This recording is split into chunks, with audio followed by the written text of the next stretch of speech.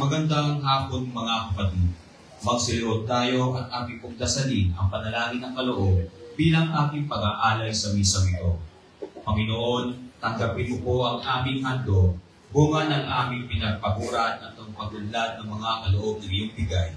Paspasan mo kami at ang aming mga handog. Gawin mo kami kasangkapan sa pagpapalaganap ng iyong kaharian. Amen. Magsitayo na po. Ngayon ay ika-18 linggo sa karaniwang panahon at ang maumuna sa ating pagdiriwang ay si Reverendo Padre Rani Laruan. Sabayan natin ang koro sa pag-awit.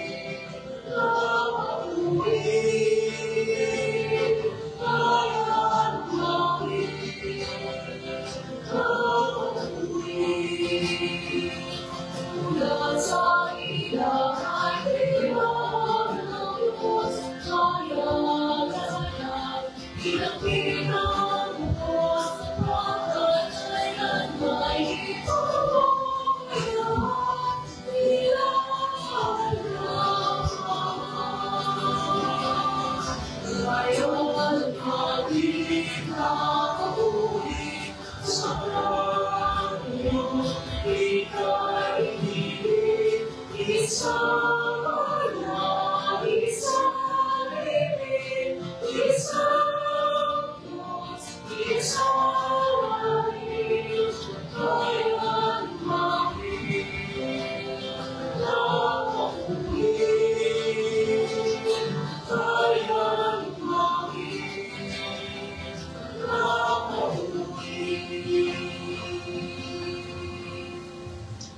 Sa ngalan ng Ama, ng Anak at ng Espiritu Santo. Amen. Sumayin niyo ang Panginoon. At sumayo rin. Magandang hapon po sa inyong lahat. Mga kapatid, aminin natin ang ating mga kasalanan upang tayo maging marapat gumanap sa banal na pagdiriwang.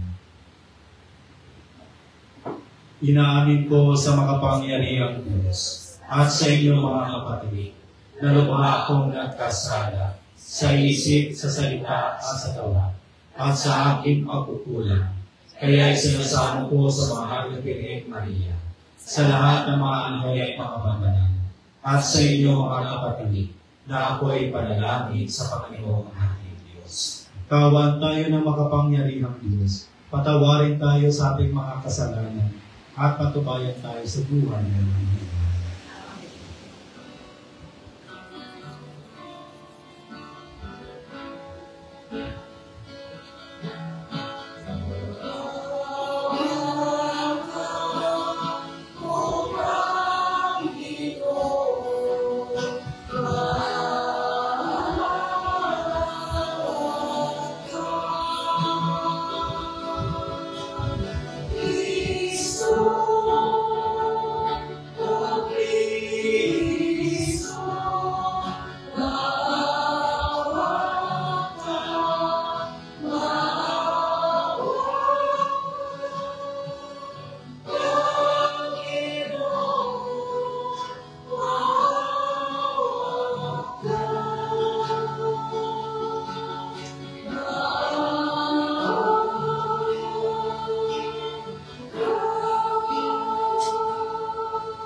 Papuri sa Diyos sa kataasan.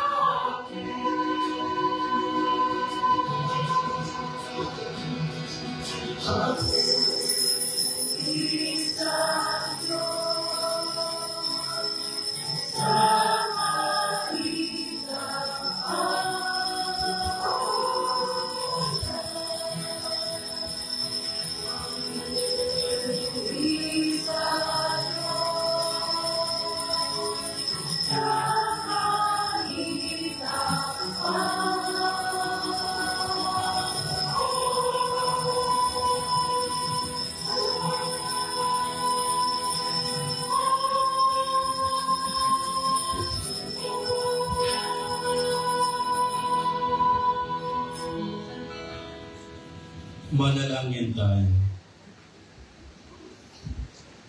Ama naming makapangyarihan, manatili kang kapiling ng iyong sambayanan, na iyong laging kinahahabagan at pinagbibigyan, upang itinampok ng iyong pamumuno at pagsubaybay, ay muli mong ikalugod at panatiliin mong kinalulugdan. Sa pamamagitan ni Jesucristo kasama ng Espiritu Santo, magpa sa walang hanggan. Amen. Magsiupo na po ang lahat. Hindi tiyak ang tunay na kandayahan sa mga ari-arian at anumang gawain ng tao. Tanging Diyos lamang ang mga pagbibigay sa atin ng tunay na kaligayahan. Ang unang pagbasa. Pagbasa mula sa aklat ng Ecclesiastes. Walang kabuluhan, walang halaga ang lahat ng bagay, sinabi ng mga ngaral. Lahat ng ginawa ng tao'y pinagmumunanan niya ng karunungan, kaalaman, at kakayahan, ngunit pagdating ng araw ay maiiwan lamang sa susunod sa kanya. Ito may walang kabuluhan. Ano man ang gawin ng tao ay nagdudulot ng kabiguan at sakit ng kalooban. Ano man ang gawin ng tao ay nagdudulot sa kanya ng balisa at hinanakit.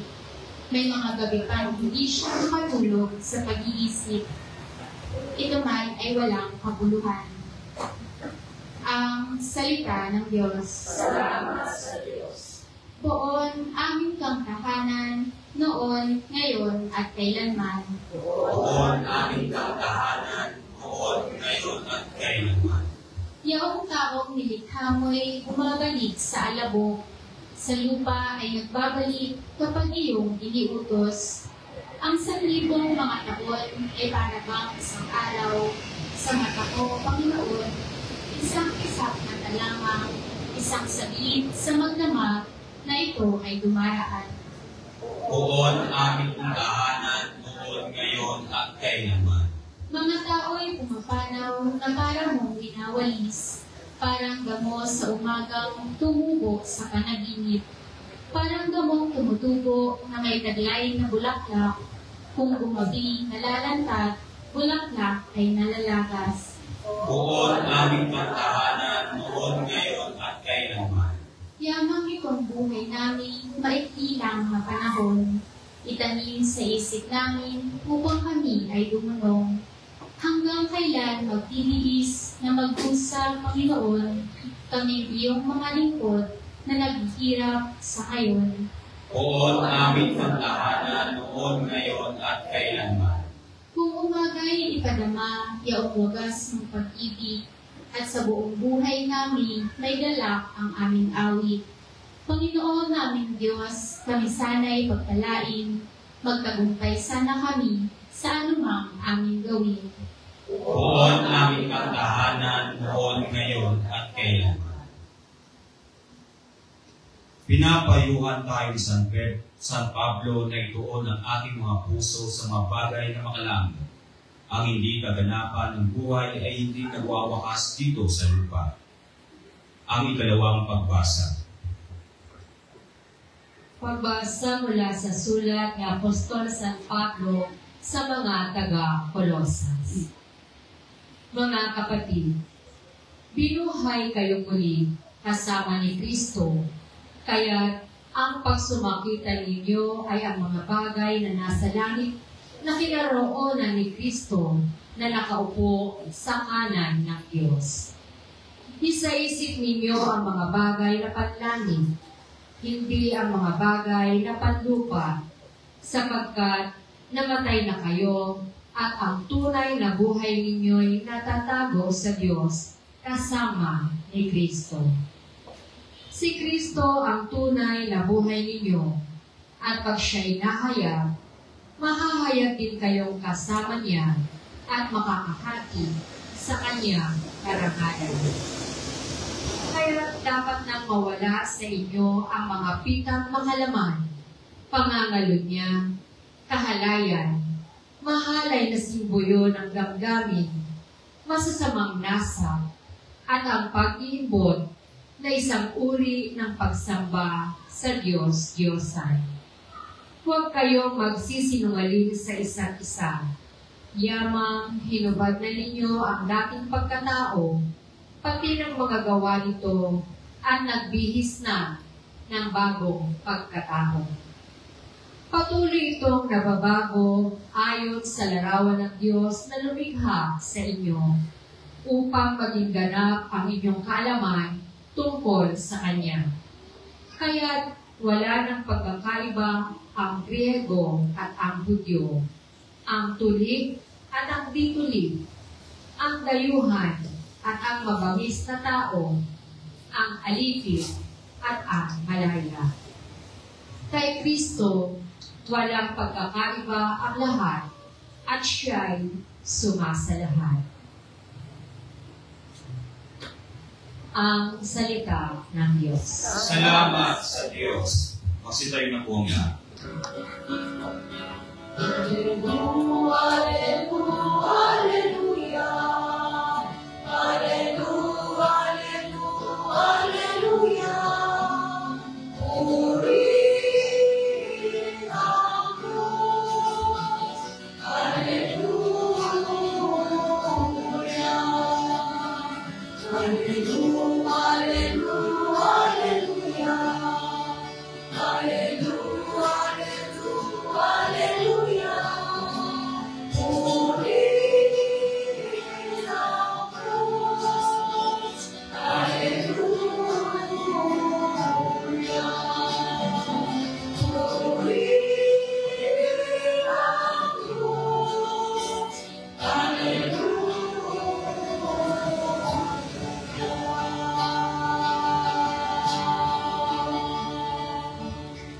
Sumainyo ang Panginoon. At sumainyo rin. Ang mabuting balita ng Panginoon ayon kay San Lucas. Puri sa iyo, Panginoon.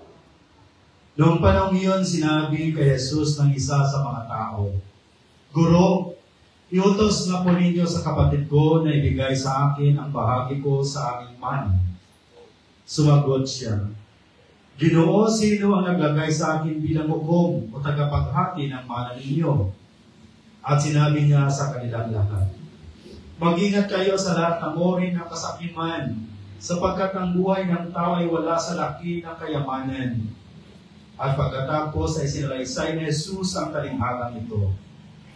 Ang bukirin ng isang mayaman ay umani ng sagana, kaya't nasabi niya sa sarili, Ano ang gagawin ko? Wala na akong paglagyan ng aking ani. Gigibain ko ang aking mga kamalig at magtatayo ako ng lalong mas malaki. Doon ko ilalagay ang aking ani at ari-arian. At sasabihin ko sa aking sarili, Ayan, marami na akong ari-arian. Hindi na ako kukulangin habang buhay. Kaya't mamahinga na lang ako, kakain, iinom at magsasaya. Ngunit sinabi sa kanya ng Diyos, Hangal, sa gabing ito'y babawian ka ng buhay. Kanino mapupunta ang mga bagay na nihanda mo? Ganyan ang sasapitin na nagtitipon ng kayamanan para sa sarili, ngunit dukha naman sa paningin ng Diyos. Mga kapatid, ang mabuting balita ng ating Panginoon. Pinupuri ka namin, Panginoong Jesucristo. Magsiupo na po niya. Magandang hapon po sa inyong lahat. God is good all the time. Mayroong dalawang punto lamang po akong gustong ibahagi sa inyo sa ating mga pagbasa, lalo na sa ating Ebanghelyo. Unang punto, sabi ng Father, mayroon akong something to discuss. No? Mayroon akong gustong ibahagi sa iyo. Una, sabi niya, dahil ikaw ay pare, ikaw ay walang asawa. Totoo nga naman, di ba? May pari ba may asawa? Ikalawa, sabi niya, dahil ikaw walang asawa, wala ka ring anak. Pwede ba mag-asawa? Walang asawa, may anak? Depende. Totoo nga naman, ang pari walang anak. Sabi niya, dahil wala kang asawa, wala kang anak, kung mamatay ka, sabi niya, aalagaan ka. Kung nangyari sa ating Ebanghelyo, ang isang mayaman, no? Sabi na isang mayaman sa ating Ebanghelyo, sabi niya, puno na yung aking kamalig. Puno na ng aking ari-arian, ng aking ani. Ano maganda kong gawin? Sabi niya, gigibain ko yung aking makamalig upang mas malawak pa at mas marami pang mailagay ko doon na aking ari-arian at ang aking ani. Pinaghandaan niya ang kanyang kinabukasan. Pinaghandaan niya ang kanyang buhay dito sa mundong ibabaw. At ano sabi niya? Dahil marami na akong yaman, marami na akong ari-arian, nakatagong kayamanan. Sabi niya, ito na lang yung aking gagawin. Magsaya o minom, kumain, dahil hindi mauubos-ubos ang kayamanan ko na nakaimbak, na impok sa aking kamalig. Anong sabi ng Diyos sa kanya? Hangal, ngayong gabi, kukunin ko ang iyong buhay. Nag-iimpok ba tayo? Naghahanda ba tayo? Anong klaseng paghahanda? Baka mali yung ating pag-iimpok. Baka nag-iimpok tayo sa mga makamundong bagay. Baka naghahanda tayo para sa ating pisikal na katawan. Pero tandaan natin, sinabi sa ating Ebanghelyo, hangal. Ngayong araw din ito, ngayong gabi din ito, babawiin ko ang buhay mo. Nakalimutan, nakaligtaan ng isang lalaki sa ating Ebanghelyo ang kanyang spiritual na buhay. Mga kapatid, sa ating paghahanda, hindi lamang tayo naghahanda para sa ating buhay sa mundong ibabaw na ito. Maghahanda rin tayo, mag-iimpok tayo ng kayamanan sa kabilang buhay. Diba, sabi sa ating yung uling talata ng ating Ebanghelyo, sabi ni Jesus, yung mga mayaman ka nga, marami ka ng kayamanan sa mundong ibabaw, ngunit kung wala kang Diyos sa iyong buhay, dukha ka. Mahirap ka sa harapan ng Diyos kung wala kang Diyos sa buhay mo. Tulad nga naman sa panahon natin ngayon, marami ng mga iilan sa atin, marami sa atin, na ang kanilang Diyos ay kanilang kamalig. Ano bang kamalig? Ano bang simbolo ng kamalig? Ang kanilang kayamanan, ang kanilang kapangyarihan, ang kanilang mga attachments sa buhay. Yun yung kanilang mga kamalig. Tayo, ano ba yung ating mga kamalig? Ano ba yung pinakakadiyos natin? Kayamanan, trabaho, attachment natin sa buhay. Kaya sabi ni Jesus, hangal ka. Ngayon din, sa gabing ito, babawian kita ng buhay. Mga kapatid, sa ating paghahanda, sa ating paglisan sa mundong ibabaw na ito, huwag nating kaligtaan na mag-impok ng yaman sa langit. Dahil ang susi patungong langit ay hindi sa yaman kung ano mayroon tayo sa mundong ibabaw na ito. Amen? Hello? Hello? Bakit parang tahimik kayo? Seryoso kayo? Tandaan natin, ang yaman ay hindi po sa mga makamundong kayamanan, bagos ang totoong yaman, mayroon tayong Diyos sa buhay natin. Nasimula na ba natin mag-impok ng yaman sa kabilang buhay? Hindi pa? Father, sa sunod na. Ha? Father, sa sunod na. Simulan natin. At ano yung i-impok natin doon? Ang kabutihan sa ating kaluluhan. Ang kabutihan sa ating kapwa. Amen? Amen? Ang pagiging mabuti kapwa. Ang marunong makipagdaong pangpalan sa iba. Tulay nga dahil sa panahon natin maraming mayaman, hindi naman marunong makipagkapwa-tao. Sinabi nga ng iba, di ba? Ang mga mayaman, kapag puntahan mo doon sa kanilang bahay, ikaw pa maghuhugas ng plato. Pero kung mga mayaman pupunta sa ating bahay, pagkatayan pa natin ang manok, tulutuan pa natin ang masasarap na pagkain, pero kung tayo pupunta sa kanila, ang totoong yaman nasa kalooban. Ang totoong yaman, mayroon tayong Diyos sa buhay natin. Amen? Amen. Ikalawang punto. Ano nga yung una kanina? Paghahanda. May quiz tayo mamaya. Ikalawang punto, matutong makontento. Pakisabi nga sa katabi, matutong makontento. Ano ibig sabihin nito? Matutong makontento kung ano mayroon tayo sa buhay. Narinig natin sa ating ebanghelyo.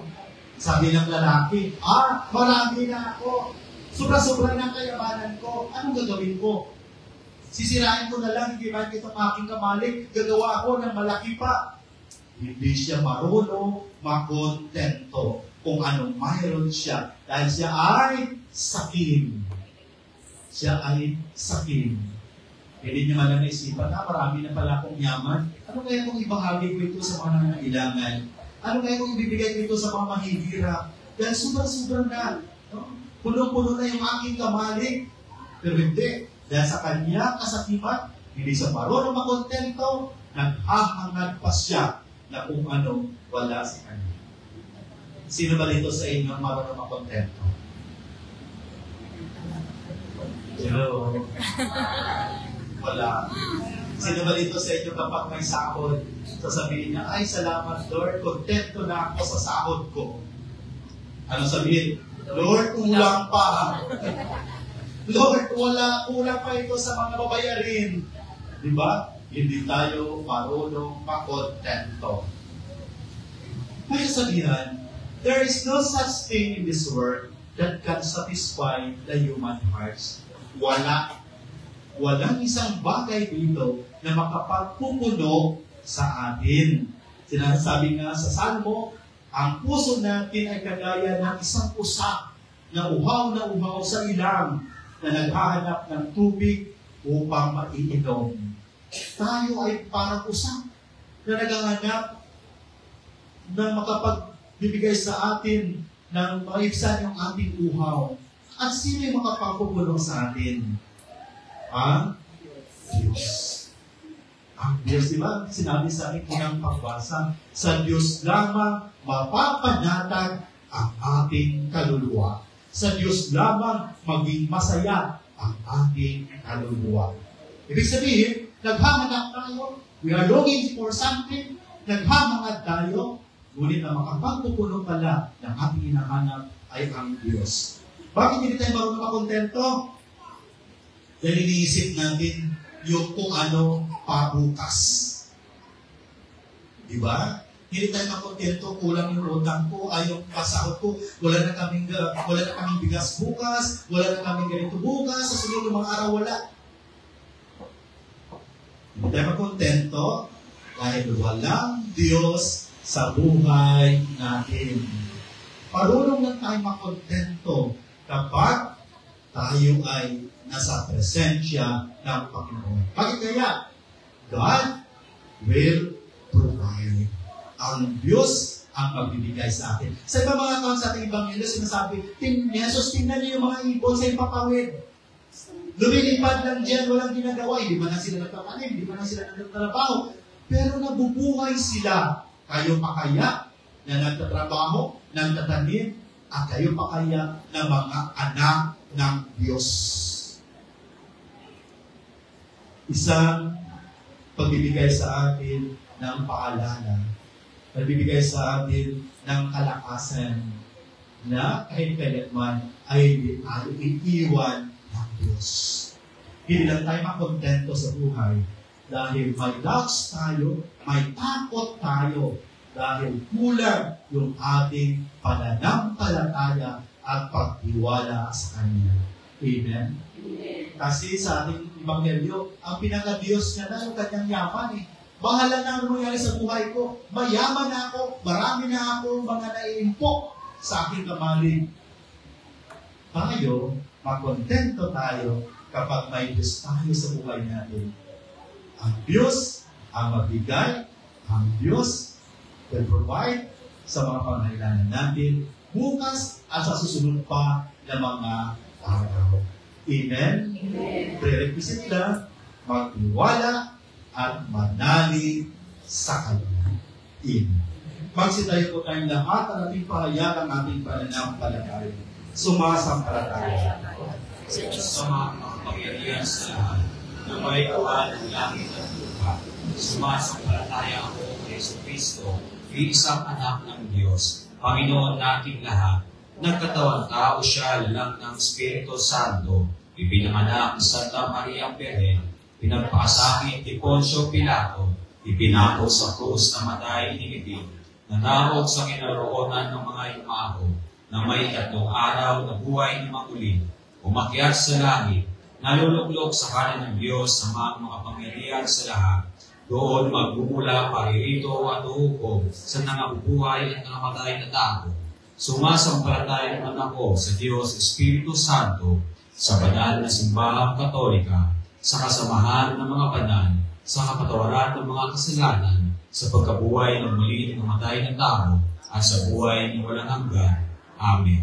Tangi ikaw lamang, O Diyos, ang makapupuno sa aming kakulangan at pagnanais sa buhay. Dumadalangin kami sa iyo upang mapuspos mo kami ng iyong walang hanggang biyaya at pagmamahal. Buong kababahan kami nakikiusap. Diyos Ama, dinggin mo ang iyong simbahan. Diyos Ama, dinggin mo ang iyong simbahan. Ama, patuloy ka nawang magpadala ng mabubuting manggagawa para sa iyong simbahan, na siyang mangangalaga sa iyong mga tupa laban sa kasamaan, kasakiman, at iba pang makamundong asal. Manalangin tayo. Diyos Ama, dinggin mo ang iyong simbahan.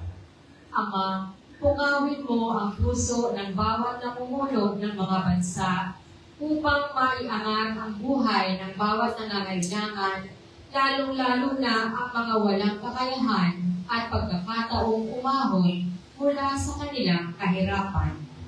Manalangin tayo. Diyos Ama, ulitin mo ang iyong simbahan. Ama, palakasin mo nawa ang loob ng bawat taong nagnanais na maglingkod bilang pari, madre, religyoso, religyosa, katekista, o laikong leader ng simbahan. Manalangin tayo. Diyos Ama, ulitin mo ang iyong simbahan.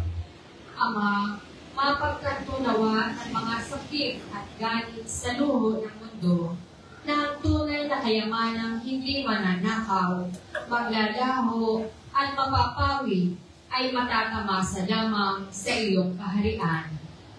Manalangin tayo. Diyos Ama, ulitin mo ang iyong simbahan.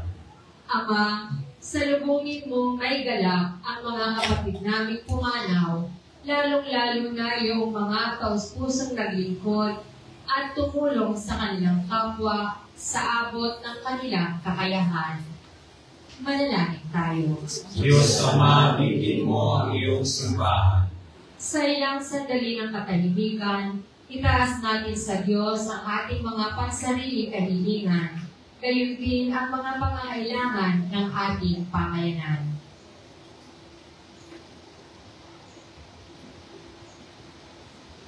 Manalangin tayo. Diyos Ama, dinggin mo ang iyong simbahan.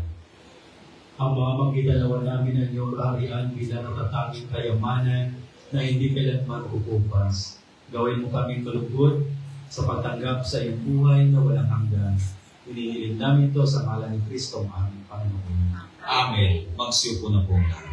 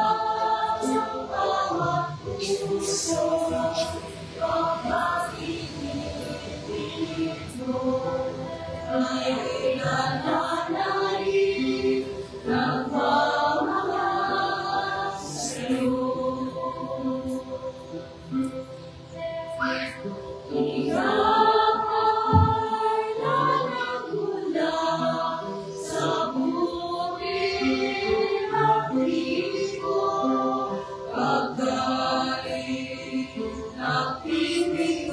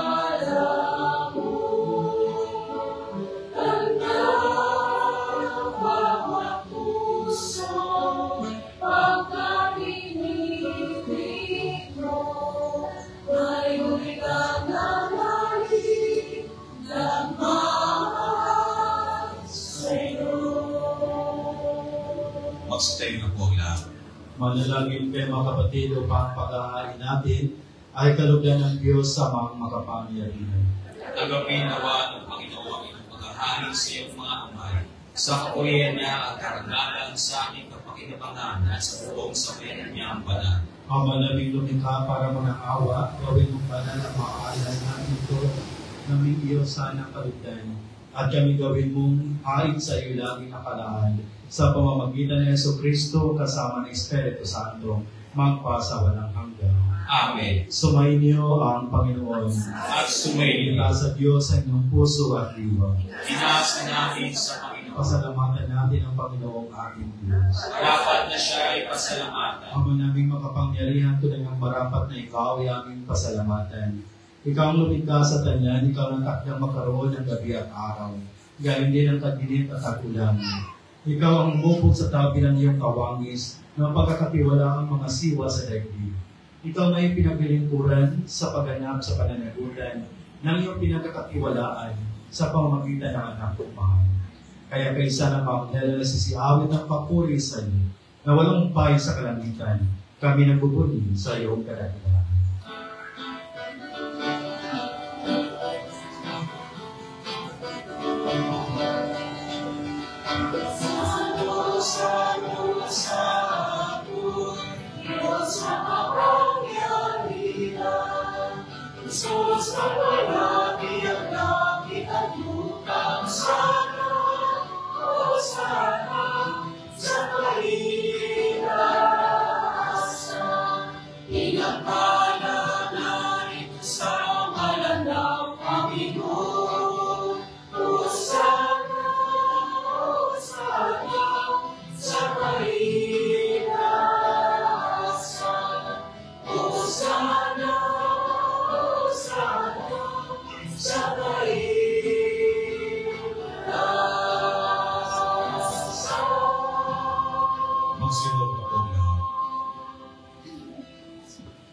Ama naming banal, ikaw ang bukal ng tanang kabanalan, kaya sa pamamagitan ng Espiritu gawin mong banal ang kaloob na ito, upang para sa amin maging katawan at dugo ng aming Panginoong Jesucristo.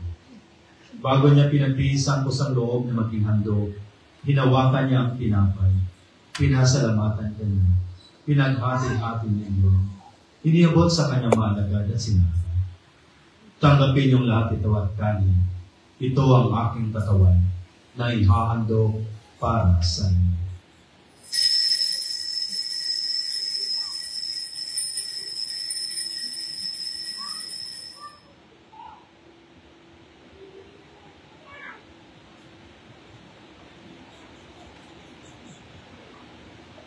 Gayun din naman ang matapos ang hapunan, hinawakan niya ang kalis, muli kanyang pinasalamatan. Iniabot niya ang kalis sa kanyang mga alagad at sinabi, tanggapin yung lahat ito, inumin itong kalis ng aking ito, ng bago at ng walang gampitan. Ang aking lugod ibubuhos para sa inyo at para sa inyo, sa kapatawaran ng mga kasalanan. Gawin niyo ito sa pag-alala sa akin.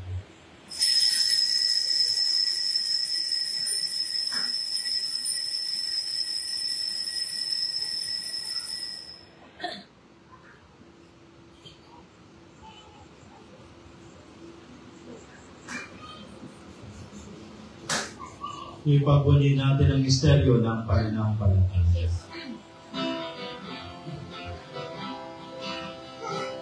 Si Kristo ay lumikhain, sa lilim ay inihain, ilang pagkain mo,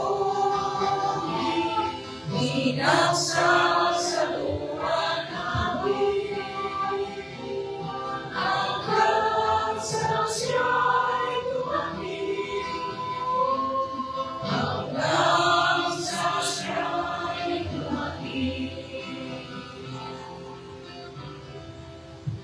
Ang mga ginagawa namin ngayon ang pag-alala sa pagkamatay at muling pagkabuhay ng iyong anak.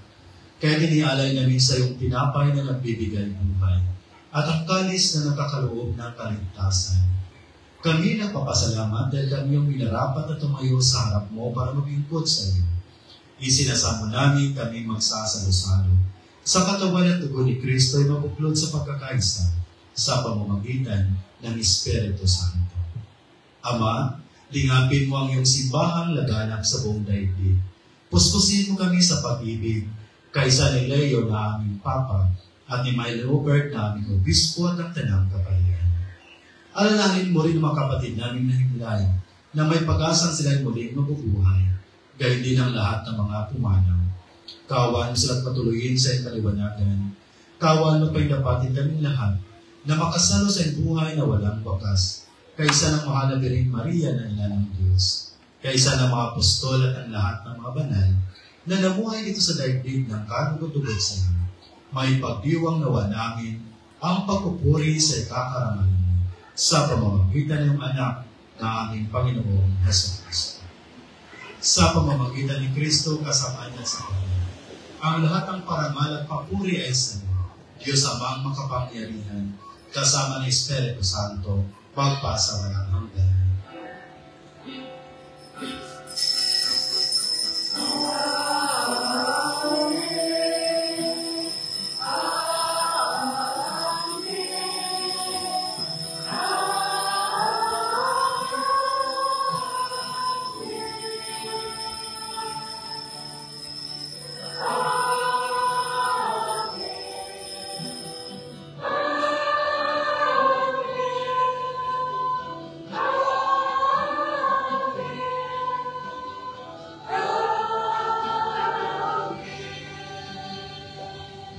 Sa tagubili naman ang kagagaling na utos sa puro ni Jesus na Panginoon natin ang Diyos, ipahayag natin ang lakas loob.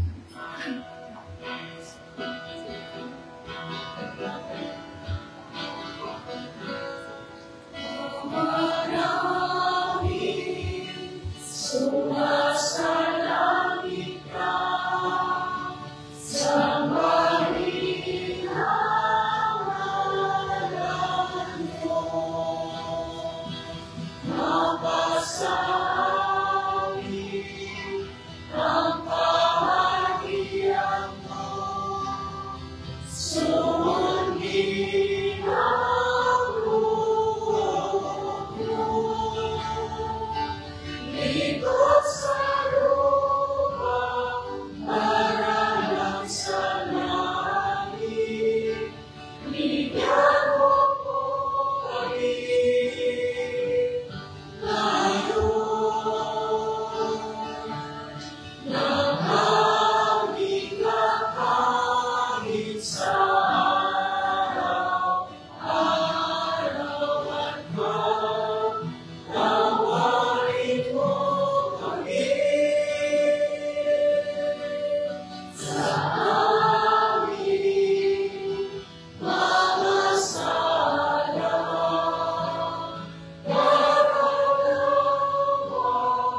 Pagkatawan namin sa nagpapasala sa amin. Hayaan mo kaming ipakitulog sa puso. Hayaan mo kami sa lahat ng masama.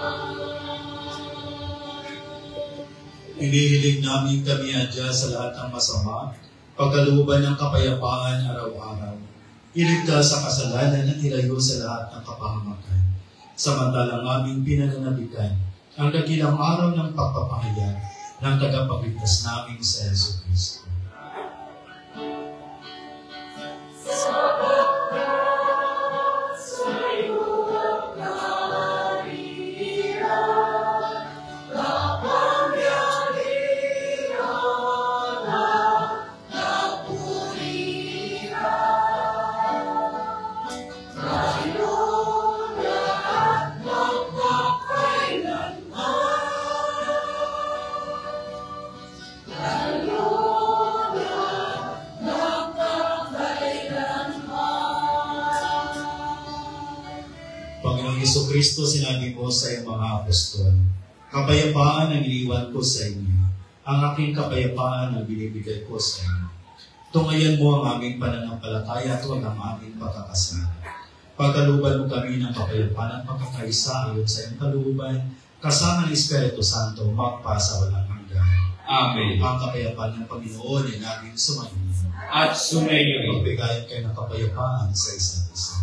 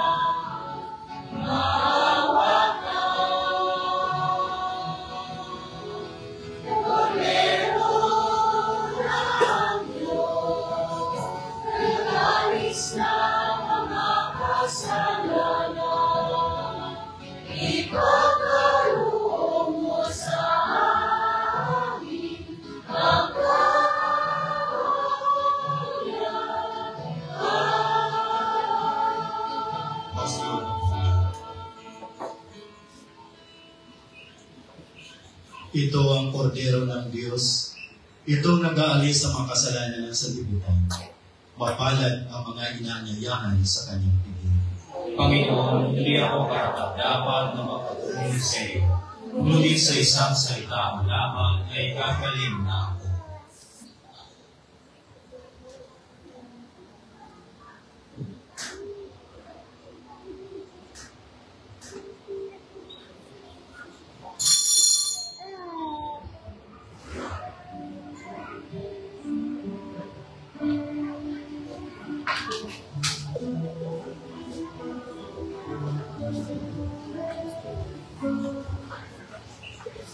Oh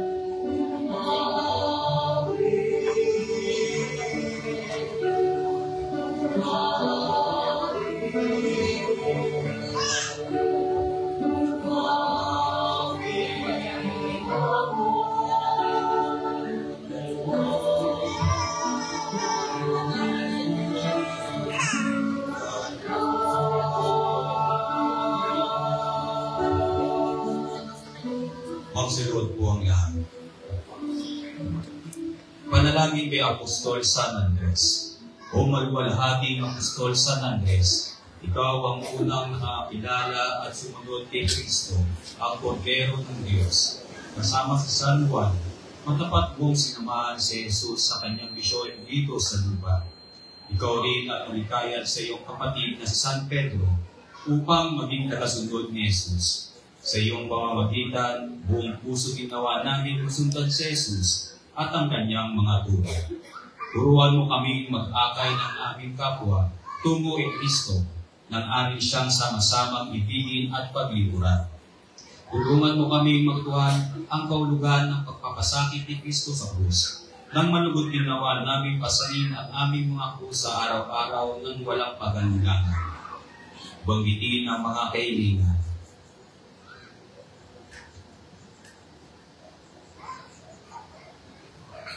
Ama naming makapangyarihan, kami nakikiusap na iyong kondakan. Sa hiling namin kami laging idalangin sa iyong harapan ni Apostol San Andres na nangaral at nasiwa sa iyong sambayanan sa pamamagitan ni Jesucristo kasama ng Espiritu Santo magpasawalang hanggan. Amen. Apostol San Andres, ipanalangin mo kami. Magsitayo na po ang lahat. Manalangin tayo. Ama namin mapagmahal, kaming pinagsalo mo sa banal na pakikinabang ay iyong tuwangan sa ginawa namin sa araw-araw. Upang kami hindi mo pinagkakaitan ng pagsubaybay, ay gawin mo kaming maging marapat sa lubos na kaligtasan. Sa pamamagitan ni Jesucristo, kasama ng Espiritu Santo, magpasa walang hanggan. Amen. Magsipo muna po tayo lahat. Ngayon po ay St. John Marie Vianney Sunday. Kaugnay po nito, tayo po ay magkakaroon ng special collection para sa ongoing formation ng ating mga parish sa diocese. Ang Christian's Family Movement or CFM ng Family and Life Ministry ng ating parokya ay iniimbitahan ng lahat ng mag-asawa, kasalman, kasimbahan o hindi, na dumalo sa tipanan ng mag-asawa seminar sa darating ng August 31, 2025. Mula 8 a.m. hanggang 5:30 p.m. sa pagtatapos ng seminar, magkakaroon ng renewal of commitment of love para sa mga magkapareha. Layunin ng seminar na mas pagtibayin ang relasyon ng mag-asawa sa pamamagitan ng isang makabuluhang karanasan. Para sa mga interesado, maaari po kayong lumapit at magpalista sa CFM members. Sa lahat po na nagdiriwang ng birthday at anibersaryo ngayong buwan ng Agosto, maaari po tayo lumapit sa harapan para po sa pagbabasbas. Yung may mga birthday po sa month of August, na maaari pumunta sa harapan at mga nagdiriwang ng kanilang anniversary sa kasal. Manalangin tayo. Amang makapangyarihan sa lahat, pinupurit sinasamba ka namin, Panginoon, sa hapong ito. Maraming salamat sa manbiyayang pinagkaloob mo sa amin, lalo ng biyaya ng buhay, na ipinagkaloob mo sa aming mga kapatid na nagdiriwang ng kanilang karawan sa buwan ng Agosto. Pagkalain mo sila, patuloy mo silang biyayaan na ang kalakasan ng kanilang mga pisikal na pangatawan. Bigyan mo pa sila ng maraming pangbiyaya ng buhay at mapangailangan nila sa kanilang pang-araw-araw na pamumuhay. Pastasan mo ang kanilang mga kaibigan, ang kanilang mga plano, upang sila yung maging matagumpay sa kanilang paglalakbay sa mundong ibabaw na ito. Ilayo mo sila, Panginoon, sa namamuri ng kapahamakan at iligtas mo sila sa mga panganib sa kanilang pang-araw-araw na pamumuhay, kasama ang kanilang mga mahal sa buhay. Lahat na ito yung aming hinihiling at pinapasalamatan sa ngalan ng anak na si Jesus. Amen.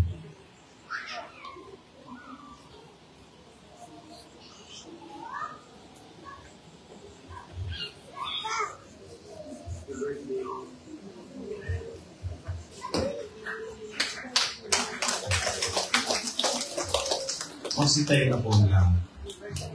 Sumainyo ang Panginoon. At sumainyo rin. Panahin kayo na makapangyarihang Diyos, Ama, Anak at Espiritu Santo. Tapos ng banal na misa, humayo tayo makaya. Salamat sa Diyos.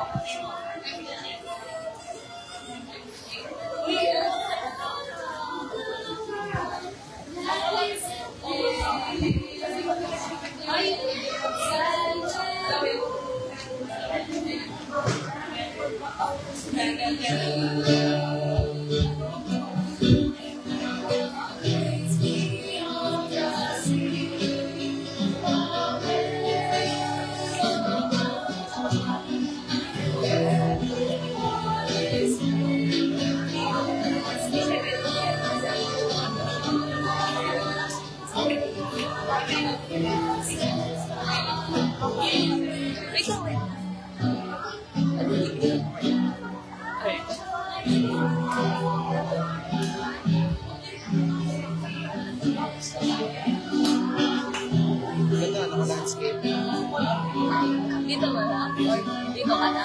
Tinignan ko nga, kaya hindi ko pinapatay. Para siyang movie. Ba? Dapat nag-hi ka. Hi.